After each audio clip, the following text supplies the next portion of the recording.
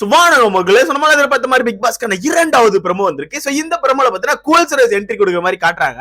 ஆக்சுவலா விக்ரம் கூல் சுரேஷ் இவங்க 2 பேரும் ஒரே டைம்ல தான் உள்ள வந்திருக்காங்க. என்னன்னா எல்லாரையுமே வெளியே தள்ளிட்டு வீட்டை சாத்திட்டாங்க. சாத்திட்டு உள்ள வந்து அப்படியே ஒளி வச்சிருக்காங்க. எங்கேயுமா ஒளி வச்சு சர்ப்ரைஸா என்ட்ரி கொடுக்குறாங்க.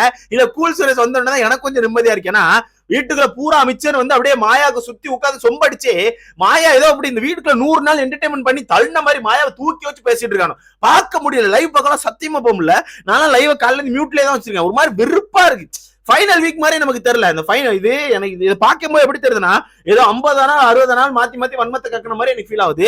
அந்த மாதிரி கடைசி வாரங்களே வன்மத்தை கக்கிட்டு இருக்காங்க. ஒரு என்டர்டைன்மெண்ட் பர்பஸ் எதுவுமே இல்லை. இது உள்ள குறை சொல்லி ஒன்னும் இல்ல ப்ரோ.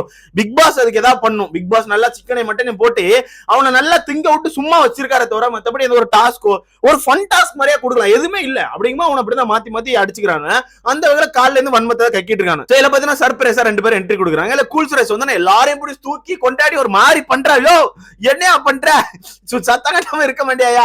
இப்பதான் வீட்டை விட்டு வெளியே போயிட்டு கான்ட்ரவர்சி எல்லாம் கம்மி பண்ண அதுக்குள்ள ரிட்டர்ன் வீட்டுக்கு வந்து எல்லாரையும் தூக்கிட்டாரு. மாயா ஒரு சைடு தூக்கிட்டு ஓடுறாரு, இந்த சைடு வினுசாவை தூக்கிட்டு ஓடுறாரு. ஒரு மாதிரி தூக்கி வச்சு கொண்டாடிட்டு இருக்காரு. ஒரே ஃபன்னா இருக்குல்ல அவனுக்கு.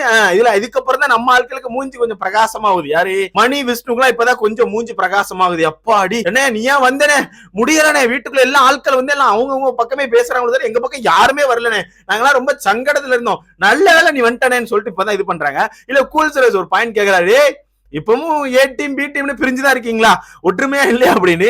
அண்ணே இவனை ஒண்ணு சேர மாட்டான்னு. ஏன்னா இந்த வீட்டுக்குள்ள மாயான்னு ஒருத்தவங்க இருக்காங்கல்ல, அவங்க யார பத்தி வேணா கெட்ட வார்த்தை போட்டு பேசுவாங்க. இப்ப கூட காலையில விஷ்ணு பத்தி ஒரு வார்த்தை யூஸ் பண்ணி பேசுறாங்க.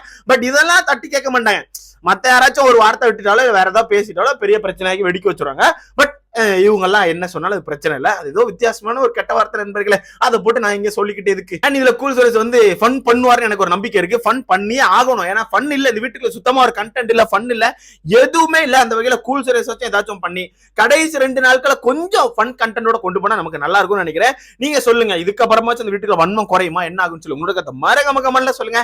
வேஸ்ட் சீசனே வேஸ்ட்.